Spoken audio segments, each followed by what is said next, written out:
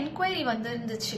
அதாவது என்னோட weight loss journey பற்றி சொல்லுங்கள், நீங்கள் எப்படி ஸ்டார்ட் பண்ணீங்க, எந்த மாதிரியான ஃபுட் எடுத்துக்கிட்டீங்க, என்ன ஒர்க் அவுட் பண்ணீங்க அப்படின்னு சொல்லிட்டு, உங்களுக்கு என்னென்ன டிஃபிகல்ட்டி இருந்துச்சுன்னு சொல்லுங்கள் அப்படின்னு சொல்லிட்டு. நான் வெயிட் லாஸ் ஸ்டார்ட் பண்ணது நான் தேனியில் ஒர்க் பண்ணிட்டு இருந்தேன். ஸோ அப்போ தான் ஸ்டார்ட் பண்ணேன். எனக்கு ஸ்டார்டிங்கில் எனக்கு கொஞ்சம் கஷ்டமாக தான் இருந்துச்சு. ஒரு 1 வீக்கில் 2 வீக்ஸ் மேலே ரொம்ப கஷ்டமாக இருந்துச்சு. அப்போ தான் இன்ஸ்டாவில் ரீல்ஸ் தள்ளினாவே பிரியாணியாக வரும், அவ்வளோ டெம்ட் ஆகும். மோனிஷா கண்ட்ரோல் கண்ட்ரோல் அப்படின்னு செல்ஃப் கண்ட்ரோல் பண்ணிக்கிட்டேன். நைட் எனக்கு தூக்கம் வரல, தலைவலி வந்துச்சு. ஒரு 1 வீக் எப்போவுமே வந்து டயட்டில் இருந்தால் இந்த ப்ராப்ளம் வரும். ஏன்னா நம்ம நல்லா சாப்பிட்டுட்டு இருப்போம், திடீர்னு பட்னி போட்டால் என்ன ஆகும் அப்படின்னா, கம்மியாக சாப்பிடும்போது கண்டிப்பாக தலைவலி வரதான் செய்யும். அதுக்கப்புறம் எனக்கு பாடி அதை அக்செப்ட் பண்ணிக்கிச்சு. ஸோ அப்படிதான் நான் இருந்தேன். இப்போ ஆல்மோஸ்ட் நான் ஒரு 12 kg கிட்ட லாஸ் பண்ணினேன். ஆஃப்டர் வெயிட் லாஸ்க்கு அப்புறம் மெயினாக என்னோட பாடி வந்துட்டு அவ்வளோ லைட்டாக ஃபீல் ஆகுது. இப்போயும் நான் கண்டினியூ பண்ணிட்டு தான் இருக்கேன். அப்பப்போ சீட் பண்ணுவேன், பட் சீட் பண்ணால் அடுத்த நாள் காம்பன்சேட் பண்ணுற மாதிரி ஜூஸ் டயட் அந்த மாதிரி இருந்துப்பேன்.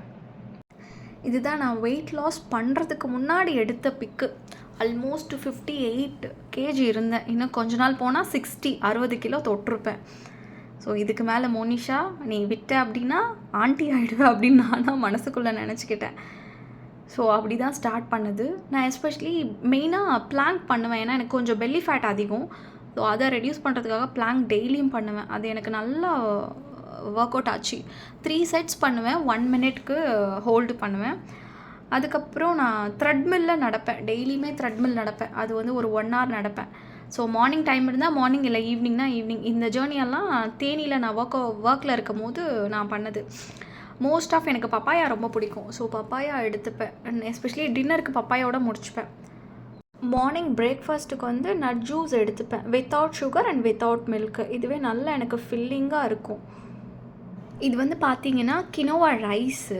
இது நான் நார்மல் ஒயிட் ரைஸ்க்கு பதில் இது தான் எடுத்துகிட்டு இருந்தேன். இதுவும் மில்லட் வெரைட்டிஸ் தான். இது actually high protein and fibre content ரொம்ப ஜாஸ்தி இருக்குது.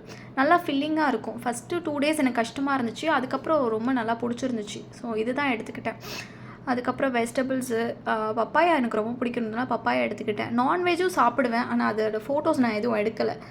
ஸோ ராகி களி எனக்கு பிடிக்கும். ஸோ ராகி களி எடுத்துக்கிட்டேன். இது ஆக்சுவலி ரொம்ப அதிகமாக இருக்குது. அதுக்கப்புறம் ஆம்லேட், எனக்கு முட்டை பிடிக்கிறதுனால அது காய்கறி போட்டு அது எடுத்துப்பேன். பப்பாயா தான் எனக்கு ரொம்ப பிடிக்குன்றதுனால பப்பாயா எடுத்துக்கிட்டேன். அதுக்கப்புறம் ட்ரான்ஸ்ஃபர்மேஷன் வந்து இது வந்துச்சு. ஆல்மோஸ்ட் இதுக்கு ஒரு 3 months ஆச்சு இது வர்றதுக்கு எனக்கு.